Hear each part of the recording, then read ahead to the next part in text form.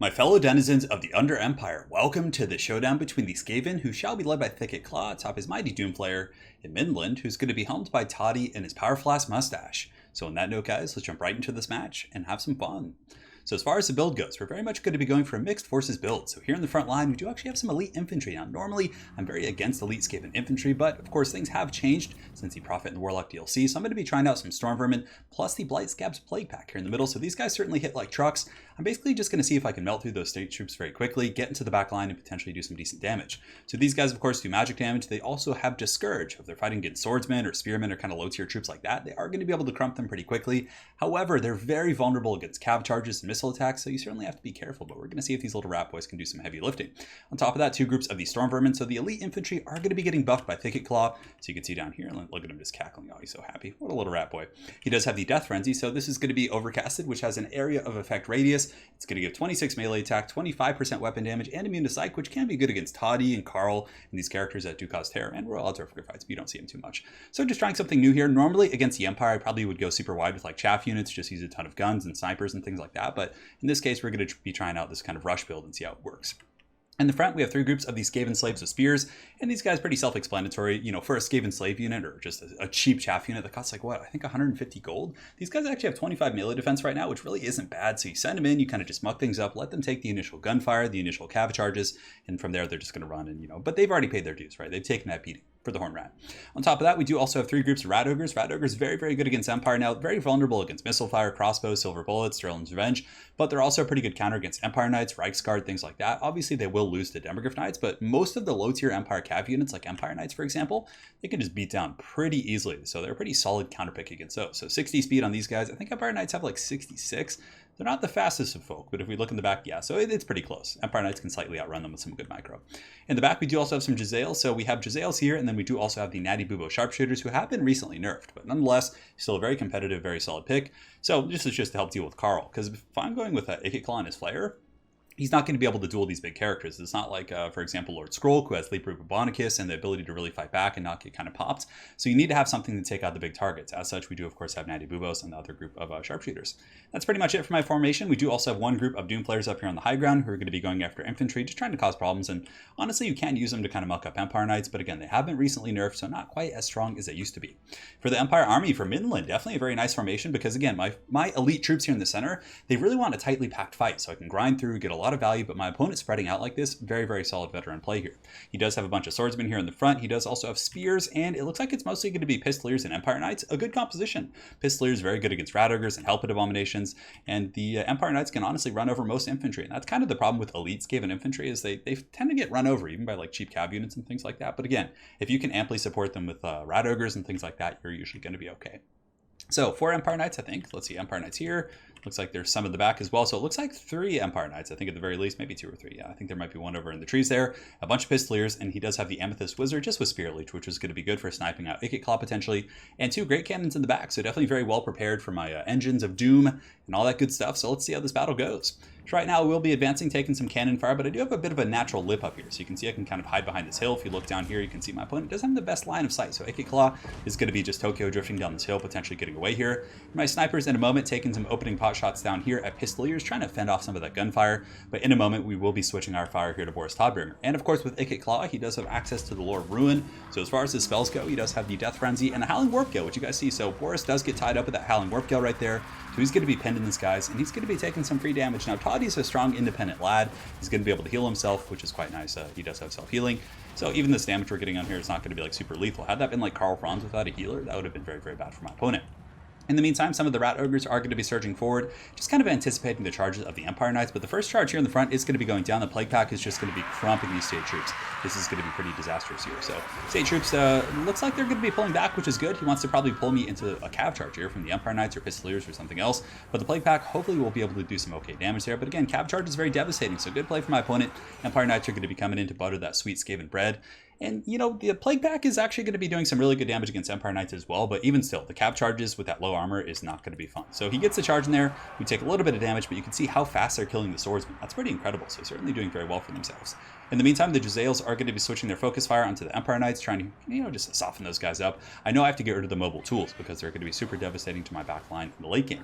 Over here, we do have the Flayers coming in as well. My opponent pulling back with the swordsman yet again, but these are just Skaven slaves, but the Flayers are going to be coming in and lawnmowing some of these guys, potentially doing some okay damage. So the initial contact has gone okay. Toddy's actually taken a ton of damage here. He's very, very beat up, and the Empire troops here in the center obviously are going to be buckling to the Plague Pack, who were hit with the Death Frenzy right here, so they're going to be pretty juicy right now, so they just kind of tear through those guys. We also did some good damage against Empire Knights. I mean, the Censer Bearers aren't like they're kind of an all-rounder unit. They don't rely on a bonus versus large or a bonus versus infantry. They just have high stats to boot, so they are able to do some pretty good work there. Now, this is a problem you can make, you know, if you have a troop like this that breaks through, it's really easy to overextend. For example, I probably should have pulled back, played very defensively, but even still, I'm in a bit of a tough position here. But Toddy's going to be jumping in. Toddy coming in with the steel chair, running over these rats, sending them flying.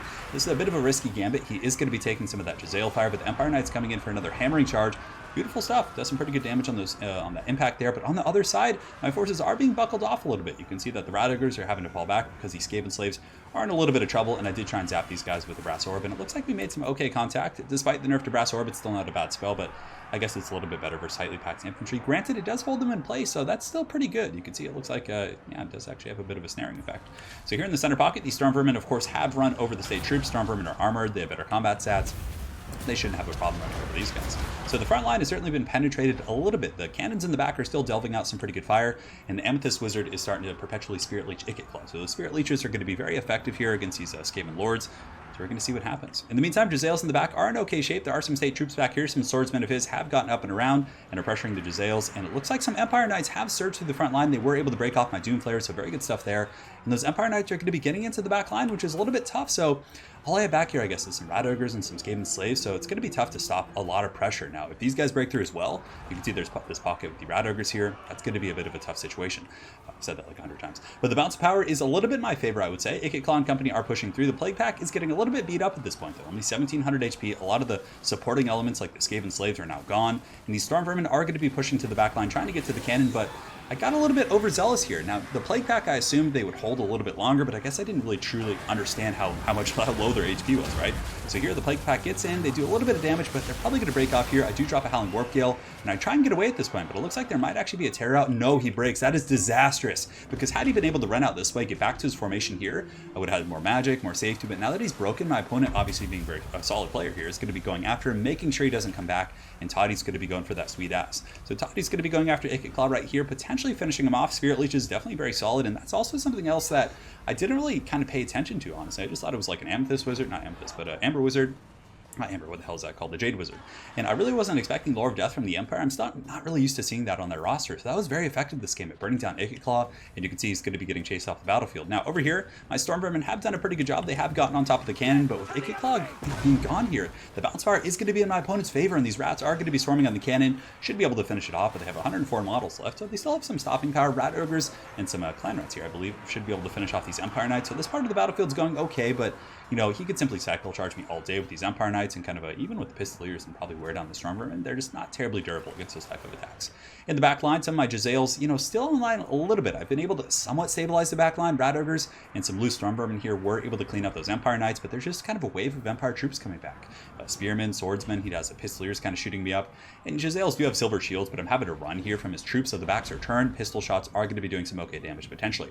Now, bounce power is still in my opponent's favor, but it's not a game that's completely out of reach. Toddy is a little bit beat up, but he still has that Amethyst Wizard as well. And the Amethyst Wizard isn't a pushover of a combatant, 25, 30, 300. I mean, as far as casters go, yes, Chaos casters and characters like that are going to be much stronger than Empire casters in melee combat, but it's still a heroic unit you have to deal with, right? So in the back, you can see the Empire is going to be surging forward. Midland definitely making Toddy proud here. And in the back, I was able to clean up a great cannon. I still have Clan Rats, Rat Ogres in the company, which, you know, have done good for themselves. And honestly, the Storm Vermin didn't do terribly in this matchup. 94 kills isn't bad. They were able to push through, get to the back line, I think one of the things that's gone very south so far was obviously having Ikit Claw overextend and get taken out in the play pack as well. I should have probably fallen back, gotten the Jezzails, but again, I felt like I had to pressure because of the cannons, so my opponent had some really good placement with those and certainly was able to pressure me pretty well. So the Rat Ogres here are going to be getting rode down by the Brave Sons of Sigmar. These Spearmen are going to be surging forth, chasing down the Rat Ogres, and those guys are going to be sent to the Shadow Realm, but the Storm Vermin are going to, kind of pile in there and fend off the Spears temporarily, but I don't think that's going to be enough to save those Rat Ogres. And in the back, you can see it's pretty much going to be army losses as my troops and rats do scatter to the hills. So well played to my opponent, an awesome game. He did really well, honestly, and I really am not used to that Deathcaster. It was just very, that kind of incremental damage and that final kind of death thrust, as you say, just coming in on Ikit Claw, just giving him the business. Man, that was really tough for sure. He did do some good damage initially. We were able to, burn down TODDY. Our defensive capabilities in the beginning, that initial shock damage we did to the front line with our 2 Stormvermin was very good. We broke the front line, but at that point, we probably should have fallen back a little bit, been a little bit more conservative, and pushed up as one instead of really separating our forces, because our back line just kind of got swamped a little bit when the Empire Knights got back there. There were state troops getting back there. I should have stabilized and cleaned up all the troops before I really tried to go for the, the final thrust there at the end to take out his forces. But, he did a really good job capitalizing on my overextension. He, went in there with TODDY. He was very disciplined. He chased them off. His Spirit Leeches were great. And, of course, his Empire Knight play, pulling back the infantry and hammering in with the cap charges, were really, really good for sure. So I definitely liked his build. I thought it was great, and he played super well. So well played to Sentencia of Clan BBB. Hopefully you guys enjoyed the Skaven versus Midland game, and we will see you guys next time. Take care.